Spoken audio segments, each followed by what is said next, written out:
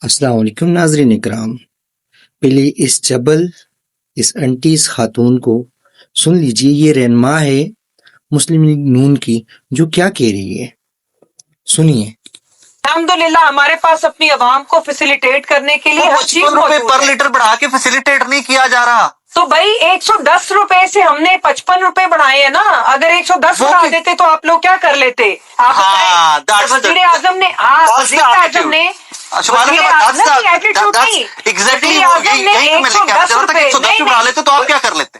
ہم کچھ نہیں کر سکتے۔ بطور ایک شہری میں کچھ نہیں کر سکتا۔ کیوں؟ طاقت آپ کے پاس ہے۔ عوام کچھ نہیں کر سکتی۔ کیوں؟ کیونکہ طاقت آپ کے پاس ہے۔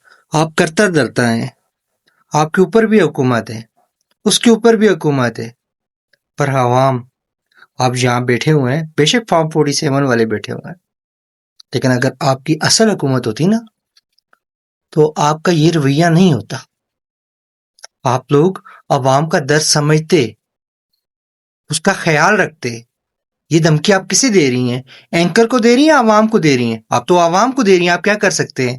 اینکر بہت عوام کے لیے سوال پوچھ رہا ہے آپ سے، اور آپ اس طرح کی گفتگو کر رہی ہیں۔ رمضان نہ ہوتا تو شاید میں آپ کو جواب کسی اور طریقے سے دیتا۔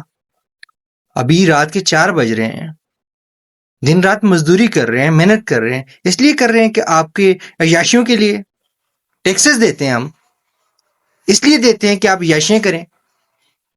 شرم تم کو مگر نہیں آتی۔ ایک شخص کہا کرتا تھا، ایک تو یہ خبیث پڑھے لکھے نہیں ہیں، اوپر سے کوشش بھی نہیں کرتے، لختی لعنت تساں دے۔